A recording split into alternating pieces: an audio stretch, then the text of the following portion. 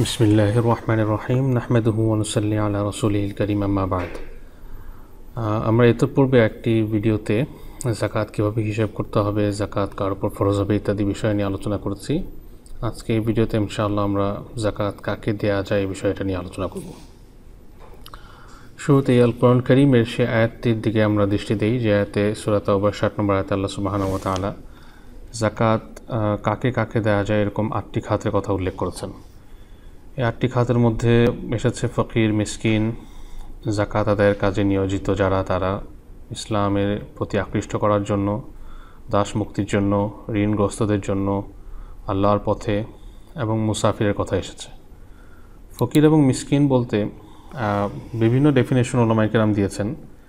কেউ বলছেন যে মিসকিন হচ্ছে ওই ব্যক্তি যার কাছে কোনো সম্পদই নেই, আর ফকির হচ্ছেন ওই ব্যক্তি যার কাছে সম্পদ আছে কিন্তু সেটা নেশাব পরিমাণ সম্পদের চেয়ে কম। অর্থাৎ তার কাছে সম্পদ আছে, যাকাত ফরজ নয় তার উপর অবশ্যই। নেশাব বলতে এক্ষেত্রে যাকাত হিসাব করার ক্ষেত্রে আমরা যখন যাকাতে হিসাব করি তখন যেমন যাকাতযোগ্য বিশেষ বিশেষ সম্পদ আমরা হিসাব করি, এখানে ঠিক ওরকম সম্পদ নয়, সব সম্পদ মিলেই তার কাছে নেশাব পরিমাণ সম্পদ নেই। তবে প্রয়োজনীয় সম্পদ সেখানে আমরা বাদ দেব। প্রয়োজনীয় সম্পদ বাদ দিয়ে অন্যান্য সম্পদ মিলে যদি নেশাব পরিমাণ সম্পদ না থাকে তাহলে তার উপর সে যাকাত গ্রহণ করতে পারবে। তো যেটা বলছিলাম যে মিসকিনের ডেফিনেশন কেউ এটা দিয়েছেন, আর কেউ বলেছেন ফকির হচ্ছে এটা, আবার কেউ উল্টোটাও বলেছেন। কিন্তু মোদ্দা কথা হচ্ছে যে ফকির এবং মিসকিন বলতে এমন ব্যক্তির কথা বোঝানো হয়েছে যে ব্যক্তি নিজের খরচ মেটাতে সক্ষম নন, যার কাছে সম্পদ আছে কিন্তু সেটা তার উপর যাকাতও ফরজ হচ্ছে না, এবং সেই সম্পদ তার প্রয়োজন অতিরিক্ত সম্পদ বাদ দিলে সেটা নেশাব পরিমাণ সম্পদও হয় না, এবং সে ব্যক্তি প্রয়োজন পূরণে ব্যর্থ বা সক্ষম হচ্ছে না, অক্ষম।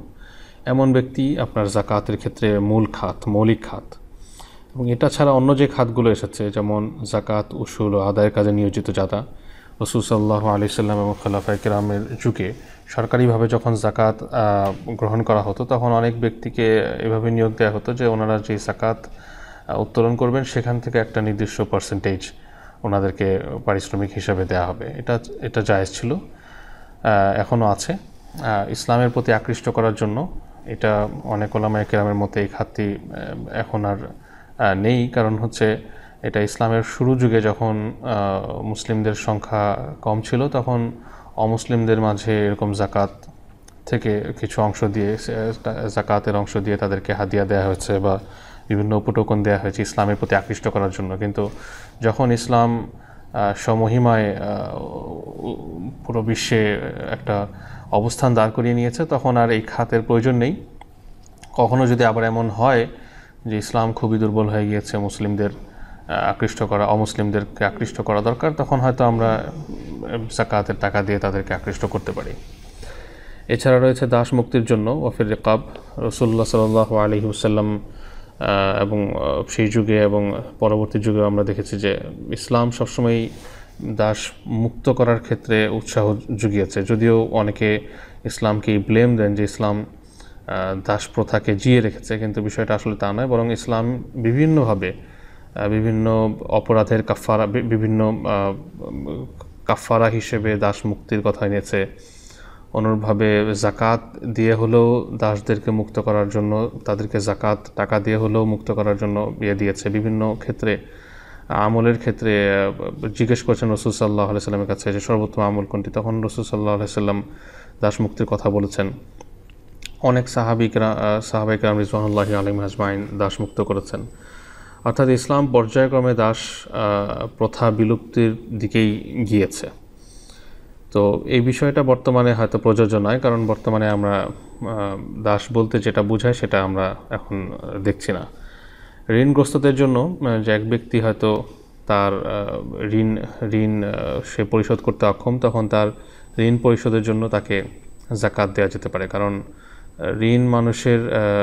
ঋণগ্রস্ত মানুষ আসলে সমাজে সম্মানজনকভাবে বেঁচে থাকতে পারে না এবং নানা কারণে সে পেরেশান থাকে, কাজেই তাকেও যাকাতের টাকা থেকে দেয়া যাবে তার ঋণ পরিশোধের জন্য। তবে লক্ষণীয় হচ্ছে যে এই ঋণটা কিসের জন্য নেওয়া হয়েছে, কোনো অন্যায় কাজের জন্য যদি নেওয়া হয় অথবা হারাম কাজের জন্য নেওয়া হয় নেওয়া হয়ে থাকে, অথবা প্রয়োজন অতিরিক্ত কোনো কিছুর জন্য নেওয়া হয়েছে, অর্থাৎ এমন ঋণ যে ঋণ আসলে তাকে খুব একটা এফেক্ট করছে না বা যেটা ইসলাম সমর্থন করছে না, সেই ঋণ পরিশোধ করার জন্য কিন্তু জাকাত দেওয়া যাবে না। এটা একটু আমাদের মনে রাখতে হবে। আল্লাহর পথের ব্যাখ্যা ওলামায়ে কেরাম বলেন যে আল কোরআন কারীমে অথবা সুন্নায় রসুল সাল্লামের সুন্নাতে যখনই সাবিলুল্লাহ বা আল্লাহর পথ এই বিষয়টাকে সাধারণভাবে উল্লেখ করা হয়েছে, স্পষ্ট করা হয়নি আল্লাহর পথ বলতে কোন পথ বোঝানো হয়েছে, তখন সেখানে উদ্দেশ্য হচ্ছে আল্লাহর পথে যুদ্ধরত যারা তাদের কথা, যারা আল্লাহর পথে প্রতিরক্ষা কাজে নিয়োজিত রয়েছে তাদের জন্য জাকাত দেওয়া যাবে। তবে ওলামায়ে কেরাম এটার ব্যাখ্যা বলেছেন যে সবার জন্য না, সব যোদ্ধার জন্যই নয়, বরং যারা যুদ্ধে যেতে পারছেন না তাদের অভাবের জন্য তাদেরকে আমরা জাকাত দিতে পারি, কারণ তারা এই অভাব দূর করে তারা ইসলামের জন্য বা মুসলিম ভূখণ্ডের জন্য তারা নিজেদের জীবন বাজি রেখে যুদ্ধ করতে পারেন। তাদের অভাবটা যেন তাদের এই পথে বাধা না হয়ে দাঁড়ায়।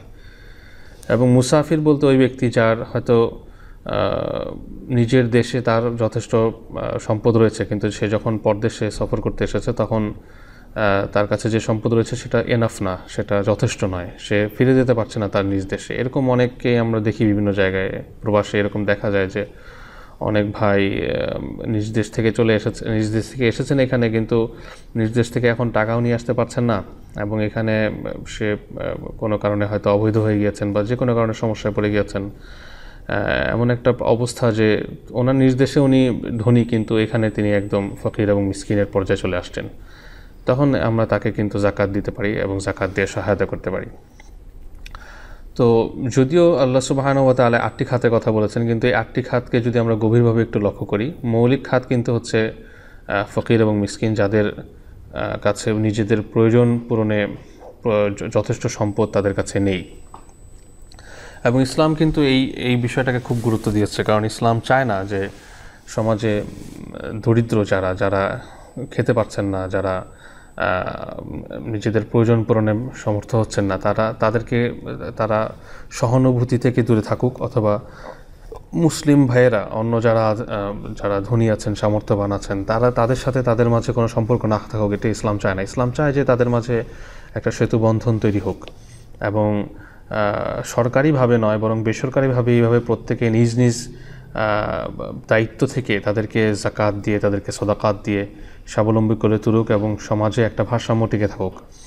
এবং এটা বরং ইসলামের একটি অন্যতম সৌন্দর্য যে ইসলাম যারা ধনী তাদেরকে শুধু ধনী হওয়ার সুযোগ দেয় তা নয়, বরং ধনীর সম্পদ থেকে একটি অংশ গরিবদের জন্য নির্ধারণ করে দেয়, যেন সম্পদটা সচল থাকে, সম্পদটা যেন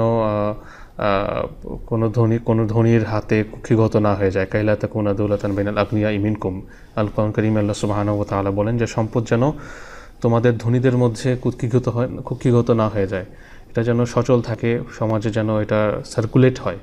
এটা হচ্ছে ইসলাম চায়। যার কারণে ইসলাম আসলে আমাদের সম্পদের মধ্যে থেকে ওয়া ফি আমওয়ালিহিম হাক্কুল লিসাইলিন, আমাদের সম্পদের মধ্যে ধনী সম্পদের ভিতরেই কিন্তু একটা হক দিয়ে দিয়েছেন ফকির, মিসকিন এবং যারা অভাবী তাদের জন্য। প্রেজেন্টেশনের এই পর্যায়ে আমি আপনাদের জন্য কিছু ডেটা নিয়ে আসতে চাচ্ছি। এটা ওয়ার্ল্ড ব্যাংকের থেকে ডেটা, বিশ্ব ব্যাংক থেকে বাংলাদেশের পভার্টি ইন্ডিকেটর বা বাংলাদেশের দারিদ্রতা সম্পর্কিত তথ্য। আমরা এখানে দেখি যে প্রায় 2005 সনে বাংলাদেশে প্রায় 51.6% মানুষ দারিদ্র সীমার নিচে বসবাস করেছে, এবং 2010-এ সেটা 43.7% এসে দাঁড়িয়েছে। বরং আস্তে আস্তে বরং আরেকটু হয়তো কমেছে। 2010-এর পরের ডেটা এখানে নেই, তথ্য এখানে নেই, হয়তো সম্ভবত আরেকটু কমেছে। কিন্তু যেটা লক্ষণীয় সেটা হচ্ছে বিশ্বব্যাংক যে দারিদ্র তার যে সীমা তারা নির্ধারণ করে, এই সীমাটা একটা অ্যাবসোলিউট বা একটা সংখ্যার মধ্য দিয়ে, যেমন ধরুন এখানে বলা হচ্ছে যে people living on less than $1.90 a day, যে সকল মানুষ দৈনিক $1.90 নিচে ইনকামে বা আয়ে তারা বসবাস করছে, এই ধরনের মানুষের সংখ্যা হচ্ছে 2010-এ 43.7%। তো $1.90 যদি আমরা বাংলাদেশে বর্তমানে আপনার $80 যদি ধরি তাহলে 160-150 টাকার মতো হবে সম্ভবত, অর্থাৎ পার ডে যাদের 150 টাকা ইনকাম নেই তাদেরকে এই তালিকায় নিয়ে আসা হচ্ছে। কিন্তু আমরা নিজেদেরকে প্রশ্ন করি, অর্থাৎ 150 টাকার উপরে যদি কারো আয় থাকে দৈনিক অ্যাভারেজে, তাহলে তাকে কিন্তু বলা হবে, তাকে কিন্তু এই পভার্টির বা এই দারিদ্র সীমার নিচে ধরা হবে না, বরং উপরে ধরা হবে। কিন্তু আসলে প্রতিদিন দৈনিক 150 টাকা কি যথেষ্ট একটা মানুষের জন্য? বিশেষ করে যাদের পরিবার আছে, যাদের সন্তান আছে, তাদের জন্য কি 160 টাকা খুব যথেষ্ট পরিমাণ সম্পদ? আসলে তা নয়। ইসলামে আমরা যখন দেখি দারিদ্র এর পরিচয় কী দেওয়া হয়েছে, আমরা ঘুরে ফিরে দেখি কিন্তু দারিদ্রতাকে কোনো সুনির্দিষ্ট সংখ্যা বা এককের সাথে কিন্তু নির্দিষ্ট করা হয়নি, বরং দেখা যাচ্ছে যে দারিদ্রতাকে ব্যাখ্যা করা হয়েছে এভাবে যে যারা নিজেদের প্রয়োজন পূরণে ব্যর্থ বা অসমর্থ, যারা সামর্থ্যবান নয়, তাদেরকেই দরিদ্র বলা হচ্ছে। সেই হিসাবটা যদি আমরা করি তাহলে কিন্তু আমরা আমাদের দেশে এরকম অনেক মানুষ পাবো যারা হয়তো আমাদের কাছে মনে হচ্ছে যে তারা 5,000 টাকা বেতনে চাকরি করছে, 8,000 টাকা বেতনে চাকরি করছে, কিন্তু তারা যথেষ্ট অভাবে রয়েছে। তারা তাদের চিকিৎসা ব্যয় বহন করতে পারছে না, শিক্ষা ব্যয় বহন করতে পারছে না, আরও তাদের নানা প্রয়োজন তারা মেটাতে পারছে না। আর এমনিতে তো যারা সত্যিকার অর্থেই $1.90 নিচে বসবাস করছে পার ডে, এদের সংখ্যা তো আমরা দেখলামই যে 43.7% 2010-এর তথ্য অনুসারে। আরেকটি তথ্য আমরা এখানে দেখি, এটাকে বলা হচ্ছে কান্ট্রি ইনইকুয়ালিটি ট্রেন্ড। আপনার আমাদের দেশের অসম বন্টনের ট্রেন্ড কিভাবে চলে আসছে। আমরা দেখি যে 1990-তে যখন 90-এর ডেটা অনুসারে এখানে, আচ্ছা এই তথ্যটা সম্পর্কে একটু ব্যাখ্যা করি যে এখানে আমাদের দেশের মানুষকে 5টি সেগমেন্টে ভাগ করা হয়েছে। সবচেয়ে দরিদ্র 20%, এরপরের দরিদ্র 20%, এরপর প্রায় মধ্যবিত্ত বা নিম্ন মধ্যবিত্ত 20%, মধ্যবিত্ত 20% এবং একেবারে উচ্চবিত্ত 20%। আমরা দেখি 1990-তে একেবারে দরিদ্র যারা ছিল 20% সম্পদ শেষের দিকে যারা, তাদের সংখ্যা ছিল 9.6% পুরো জনসংখ্যার। আর সবচেয়ে দরিদ্র 20% যারা, তাদের সংখ্যা ছিল 37.4%। সেটা 2010-এ এসে 41.4% হয়ে গিয়েছে সবচেয়ে ধনী যারা, তাদের সংখ্যা। কিন্তু সবচেয়ে দরিদ্র যারা 20%, তারা কিন্তু ঠিকই 8.9%, আগে ছিল 9.6, এটা ক্রমান্বয়ে হতে হতে 8.9, এবং এরপরে দরিদ্র যারা তারা 12.5% রয়েছে। অর্থাৎ সবচেয়ে দরিদ্র এবং তাদের পরে যারা দরিদ্র এবং নিম্ন মধ্যবিত্ত, এদের খুব একটা পরিবর্তন আসেনি। হয়তো মধ্যবিত্ত সংখ্যা একটু বেড়েছে, এবং সবচেয়ে ধনী যারা, উচ্চবিত্ত যারা, তাদের সংখ্যা কিন্তু ফুলে ফেঁপে অনেক বেড়ে গেছে। এই তথ্যটা আমাদেরকে এটা ইন্ডিকেট করছে যে আমাদের বিভিন্ন রিপোর্টও কিন্তু আমরা এটা পাই যে পৃথিবীর ম্যাক্সিমাম সম্পদ 1% মানুষের হাতে পুরো বিশ্বের। আমাদের দেশেরও কিন্তু সেটা ব্যতিক্রম নয়, যে ধনীদের কাছেই আমরা দেখছি যে সবচেয়ে বেশি সম্পদ, সবচেয়ে উচ্চবিত্ত বেশি সম্পদ যারা, তাদের সংখ্যাটা বেশি, এবং গরিব যারা, তারা কিন্তু তাদের অবস্থা কিন্তু খুব উন্নত হয়নি। তারা কিন্তু এমন নয় যে তাদের সংখ্যা আরও কমে আসছে, বা এই যে রেড যে অংশটা এটা আরও কমে আসছে, এরকম হয়নি। বরং যাদের সবচেয়ে বেশি সম্পদের 20% যারা, তারা কিন্তু একদম 41.4% জায়গা দখল করে, তাদের অংশ আরও বেড়েছে। কিন্তু গরিবদের অবস্থা কিন্তু খুব একটা উন্নত হয়নি। যাই হোক, এই অংশটা উল্লেখ করার উদ্দেশ্য এটা ছিল আমাদের এই প্রেজেন্টেশনে, যে এটা বোঝানো যে আমাদের চারপাশে কিন্তু এরকম হাজারো লাখো অভাবী মানুষ আছেন, যাদের কেউ হয়তো নিতান্তই অভাবী, যাদের কাছে হয়তো কিছুই নেই, কিংবা আছে প্রয়োজন পরিমাণ নেই, অথবা যাদেরকে আমরা মনে করছি সামর্থ্যবান, কিন্তু আদতে তারা সামর্থ্যবান নন, বা তাদের প্রয়োজনগুলো মেটাতে তারা সমর্থ নন। কাজেই আমাদের উচিত হবে এই মানুষগুলোকে খুঁজে বের করা, এই মানুষগুলোর তালিকা করা, এই মানুষগুলোর কাছে যাকাতের অর্থ পৌঁছে দেয়া। যাকাত তাদের হক, এবং যাকাত আমাদের উপর একটা রেসপন্সিবিলিটি, একটা দায়, একটা লায়াবিলিটি। আমাদের এই দায়টা কীভাবে আমরা পরিশোধ করব, সেই চিন্তা, সে ব্যথা আমাদেরই থাকবে, তাদের নয়। হ্যাঁ, তারা হয়তো আমাদের কাছে আসবে, বলবে, কিন্তু মূলত পেরেশানিটা থাকবে আমাদের। যাই হোক, আমরা এবার দেখব যে যাকাত কাকে দেয়া যাবে না। আমরা একটু আগে দেখেছি যাকাত কাকে দেয়া যাবে, যাকাত কাকে দেয়া যাবে না, এই বিষয়টা নিয়ে আমরা আলোচনা করি।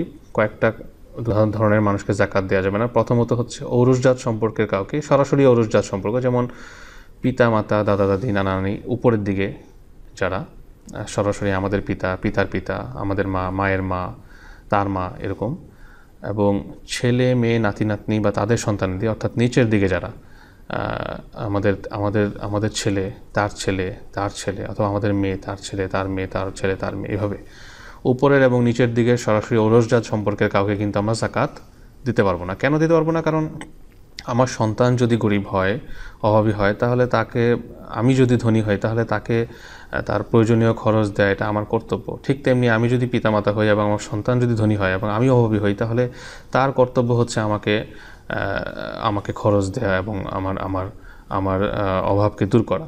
কাজে এখানে কিন্তু আসলে যাকাতের সম্পর্ক নয়, এখানে ওয়াজিবুন নাফকা, এখানে খরচ দেওয়ার বিষয়টা একদম ওয়াজিব পর্যায়ের। এখানে আমাদের এমনিতেই খরচ দিতে হবে, যাকাত থেকে নয়। দ্বিতীয় হচ্ছে বৈবাহিক সম্পর্কের কাউকে, যেমন স্বামী তার স্ত্রীকে অথবা স্ত্রী তার স্বামীকে।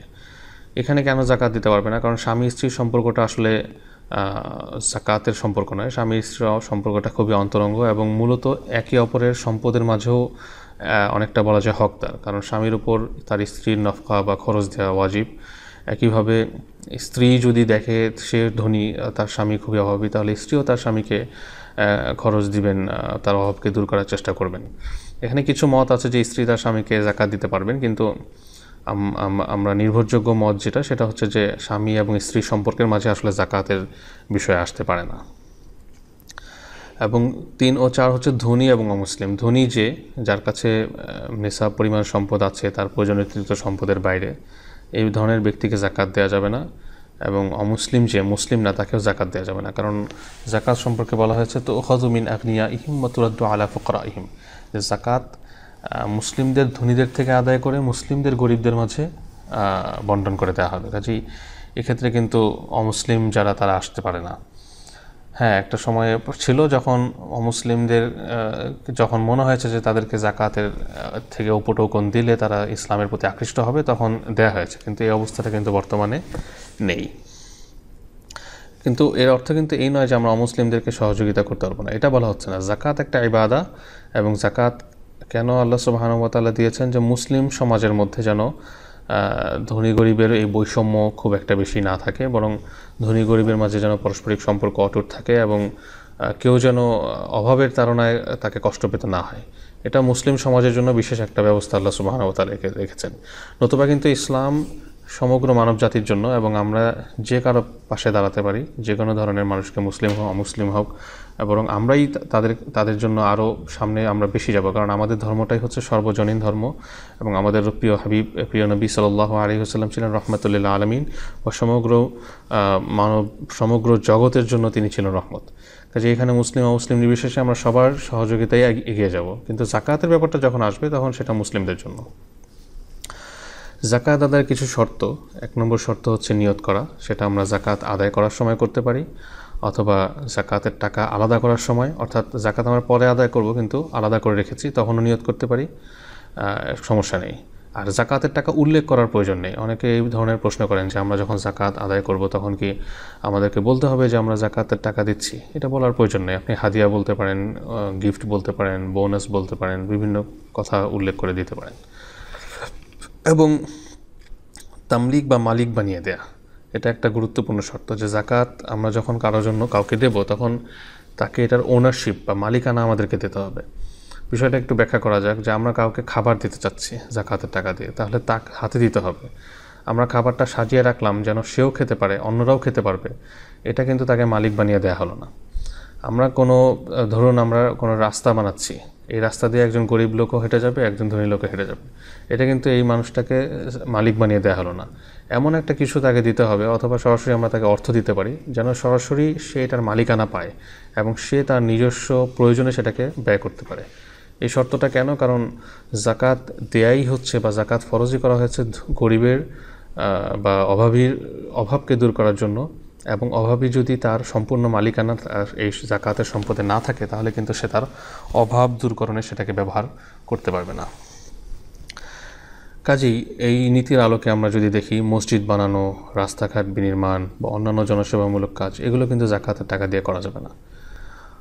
2 নম্বর হচ্ছে, যাকাত ফরজ করা হয়েছে গরিবের বা অভাবীর সম্পদের উপর, কিন্তু যাকাত ফরজ করা হয়নি গরিবের সম্পদের উপর। কারণ গরিবের সম্পদ পক্ষান্তরে কাউকে যদি আমরা পড়াশোনা বা চিকিৎসা বা বিবাহের জন্য টাকা দিতে চাই, হ্যাঁ, যদি সে অভাবী হয় তাহলে আমরা তাকে জাকাতের টাকা দিতে পারবো। জাকাতের টাকা দিয়ে যদি কিছু ক্রয় করে দিতে চাই, যেমন সেলাই মেশিন, রিক্সা, ভ্যান, কম্পিউটার, হ্যাঁ, সে যদি জাকাত গ্রহণের উপযুক্ত হয়, অভাবী হয়, তাহলে আমরা এগুলো তাকে কিনে দিতে পারি। অর্থ দেওয়ার পরিবর্তে আমরা তাকে এগুলো কিনে দিতে পারি। বরং জাকাতকে আসলে এফেক্টিভ ওয়েতে বা যেভাবে দিলে একটা লোকের দারিদ্র বিমোচনে সহযোগী হবে সেভাবে দেওয়া উচিত। খুব খুব এমনভাবে দেওয়া উচিত নয় যে যেটা তার উপকারে আসবে না। আমাদের দেশে একটা খুব বেশি প্রচলন যে আমরা প্রত্যেক বছর দেখা যায় যে আনুমানিক হিসাব করে একটা জাকাতের শাড়ি কিনে ফেলা হয় 1 ট্রাক, বাস সেটাকে লাইন ধরে বিলি করা হয়। এটাতে অনেক মানুষের সুনাম হয়, নাম হয়, তো মানুষ এটাকে নিজের একটা ক্রেডিট হিসেবে নেয়, কিন্তু আসলে কিন্তু এটা প্রপার ওয়ে না। এই শাড়ি হয়তো তার কোনো কাজেই লাগবে না। তার চেয়ে আমরা তাকে যদি কিছু একটা কিনে দিতে পারি, হয়তো এবছর 10 জনকে দিলাম, পরের বছর 10 জনকে দিলাম, তারপরের বছর 10 জনকে দিলাম, 5 জনকে দিলাম, তাহলে কিন্তু সেটা তার দারিদ্র্য থেকে মুক্ত হওয়ার জন্য যথেষ্ট হয়ে যাবে, যেটা মূলত জাকাতের গোল, জাকাতের লক্ষ্য, জাকাতের অবজেক্টিভ। কাজে আমরা সেটার দিকে চেষ্টা করব।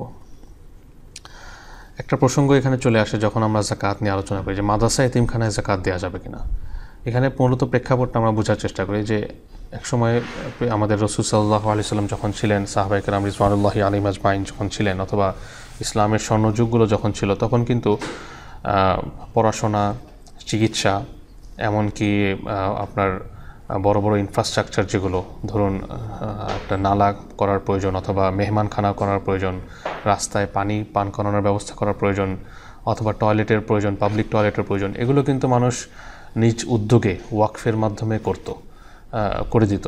তো দেখা যেত যে সরকারের ব্যয়ের খাত ছিল খুবই সামান্য, হয়তো প্রতিরক্ষা এবং ইসলাম প্রচারের জন্য কিছু, খুব বেশি ব্যয়ের খাত ছিল না।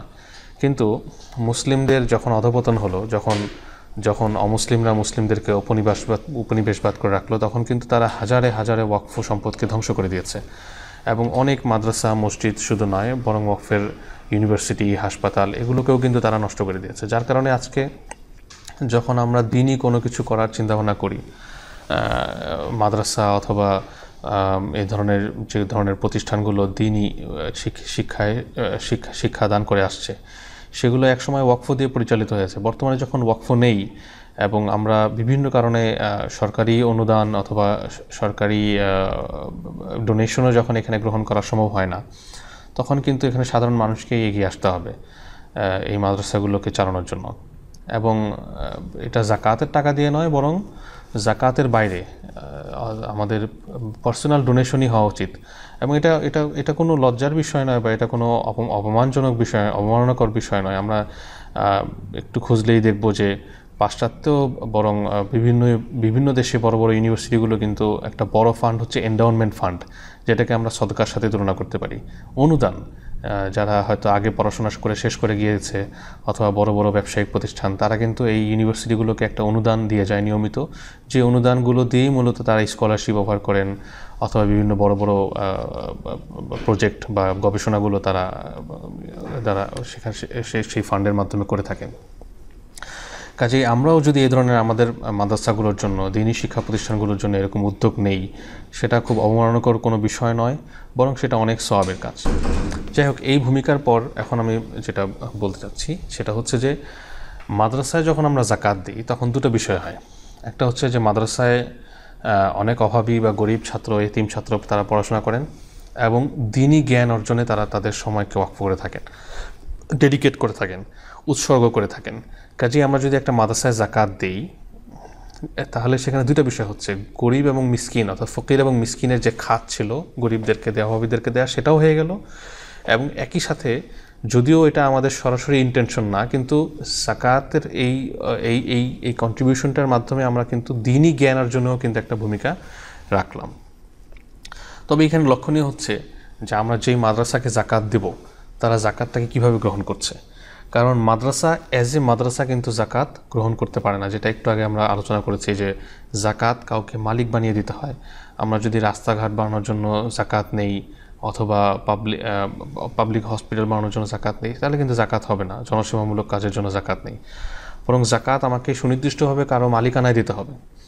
কাজেই কোনো মাদ্রাসা বা এতিমখানা যদি আমরা জাকাত নেই, তাদেরকে আমরা একটা মডেল প্রস্তাব করতে পারি। সাধারণত বড় বড় সব মাদ্রাসায় এই ধরনের একটা মডেল তারা অলরেডি ব্যবহার করে, যে বছরের শুরুতে যারা জাকাত গ্রহণের উপযুক্ত ছাত্র তারা একটা আবেদন করে থাকেন। কারণ প্রত্যেকের জন্যই কিন্তু একটা সুনির্দিষ্ট ফি আছে প্রত্যেক মাসে, হয়তো সেটা কোনো কোনো মাদ্রাসায় খাবার বাবদ অথবা কোনো মাদ্রাসায় বেতন বাবদও হয়ে থাকে, একটা ফি আছে। সেই ফিটা যারা এতিম, যারা অভাবী, তারা কিন্তু সেই ফিটা দিতে পারেন না। তো মাদ্রাসা থেকে যে অ্যারেঞ্জমেন্টটা করা হয়ে থাকে সেটা হচ্ছে যে জাকাত গ্রহণের উপযুক্ত যারা, তাদের থেকে একটা আবেদন নেওয়া হয়।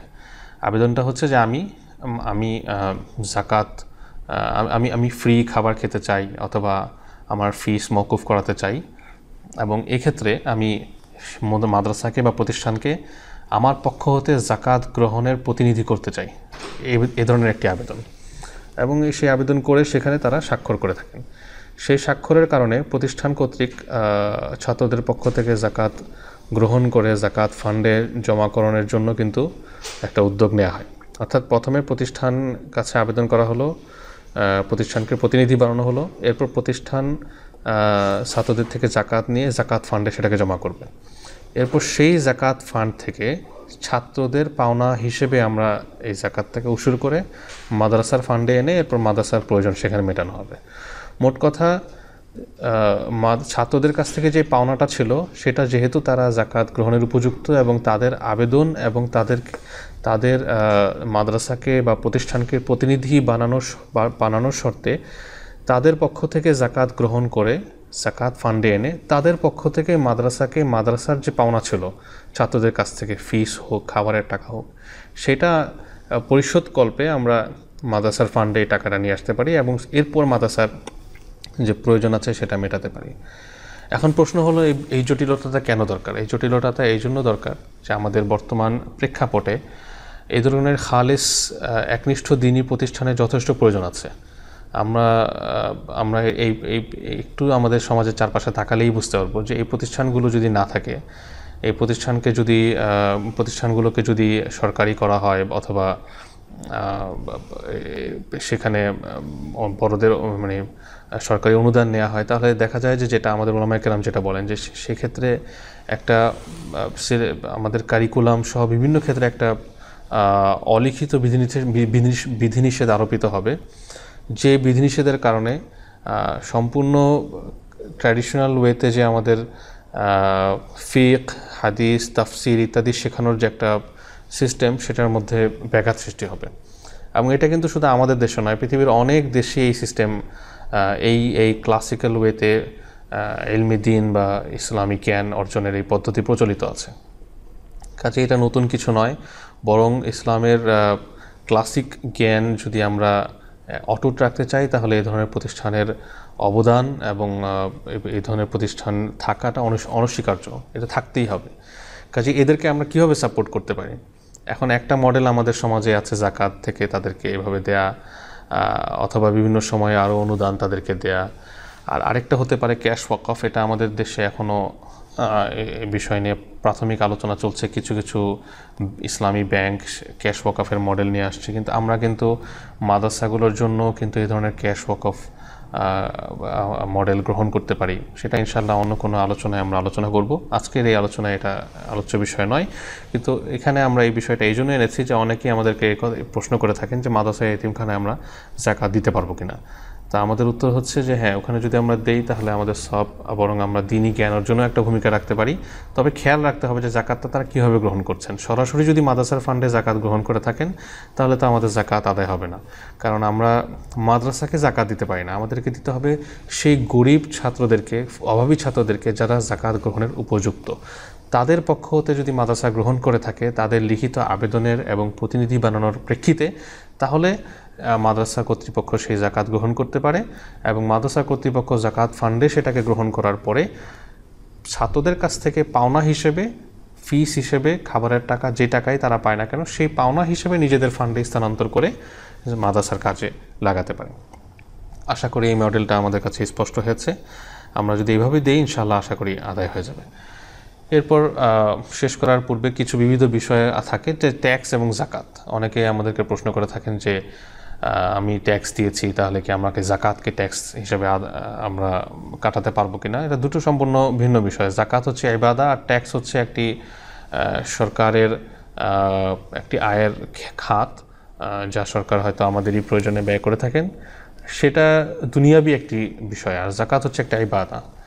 দুইটা কিন্তু এক নয়, দুটো আলাদা আলাদা বিষয়। জাকাতকে আমরা ট্যাক্স হিসেবে কাটাতে পারবো না। হ্যাঁ, কোনো দেশে, মুসলিম দেশে, মালয়েশিয়াতেও আছে, জাকাত যে অংশ সে দিবে সেটা কিন্তু ট্যাক্স থেকে তাকে কাটা হবে। এই সুবিধা যদি আমাদের দেশে চালু করা হয় সেটা বরং অনেক ভালো হবে, এবং আমাদের যারা জাকাত আদায় করেন তাদেরকেও অনেকটা উৎসাহ দিবে। কিন্তু এই সুবিধা না থাকা অবস্থায় আমরা জাকাতকে ট্যাক্স থেকে কাটাতে পারবো না। আর সুদ এবং হারাম সম্পদে জাকাত, অনেকে এটাও প্রশ্ন করে থাকেন যে আমার ব্যাংকে এত টাকা সুদ আছে, অনিচ্ছাকৃত সুদ। আমরা ধরে নেই যে মুসলিমরা ইচ্ছাকৃতভাবে সুদ তাদের আসতে পারে না। হ্যাঁ, কারণ একজন মুসলিম যখন জানে যে সুদ হারাম, ইচ্ছাকৃতভাবে তিনি সুদ খেতে পারেন না। হয়তো অনিচ্ছাকৃতভাবে না চাওয়া সত্ত্বেও যার অ্যাকাউন্টে সুদ চলে আসছে, সেটা কি করবে? অথবা কোনো হারাম সম্পদ চলে আসছে, অন্যায়ভাবে কারো থেকে হারাম সম্পদ নেওয়া হয়েছে, ঘুষের টাকা, অথবা কোনো হারাম প্রোডাক্ট বিক্রি করে তার কাছে এই টাকা এসেছে, সেটা কীভাবে সে জাকাতে হিসাব করবে? সেক্ষেত্রে নিয়ম হচ্ছে, যেহেতু হারাম সম্পদ এবং সুদি এই ধরনের সম্পদের মালিকানা আসলে মানুষ হয় না, মানুষ এটার মালিক হয় না। এক্ষেত্রে এই ধরনের সম্পদের ক্ষেত্রে নিয়ম হচ্ছে যার সম্পদ তার কাছে ফিরিয়ে দেয়া। যদি না পাওয়া যায় তাহলে সেটা সদকা করে দেয়া, সদকা করে দায়মুক্ত হওয়া। কাজেই এই ধরনের সম্পদে জাকাত তো হচ্ছে 2.5% নয়, বরং 100% পুরোটাই সদকা করে দায়মুক্ত হতে হবে। এ হচ্ছে সুদ এবং হারাম সম্পদে জাকাতের পদ্ধতি। যাই হোক, এই প্রেজেন্টেশনে আমরা খুব সংক্ষেপে জাকাত কাকে কাকে দেয়া যায় এবং কিভাবে দেয়া যায় এই ধরনের বিষয়গুলো হালকা আলোচনা করলাম, এবং কেন আমাদের গরিবদেরকে, অভাবীদেরকে বের করে জাকাত দেওয়া উচিত, এটা কেন প্রয়োজন, সেটাও আমরা একটু আলোচনা করার চেষ্টা করলাম। যে আমাদের গরিব যে জনগোষ্ঠী, অভাবী যে জনগোষ্ঠী, তাদের কিন্তু কোনো উন্নয়ন হয়নি। আমরা সেই 1990 থেকে যে ডাটাটা দেখলাম বিশ্বব্যাংকের, বরং যারা ধনী তারা আরও ধনী হয়েছে, ধনীর সংখ্যা বেড়েছে, গরিবের সংখ্যা কিন্তু কমেনি। কাজে আমরা যদি তাদের পাশে না দাঁড়াই, তাহলে আল্লাহ সুবহানাহু ওয়া তাআলা আমাদেরকে এর জন্য দায়ী করবেন। আল্লাহ সুবহানাহু ওয়া তাআলা আমাদেরকে তৌফিক দান করুন। ওয়া আখিরু দাওয়ানা আলহামদুলিল্লাহি রাব্বিল আলামিন। আসসালামু আলাইকুম ওয়া রাহমাতুল্লাহি ওয়া বারাকাতুহু।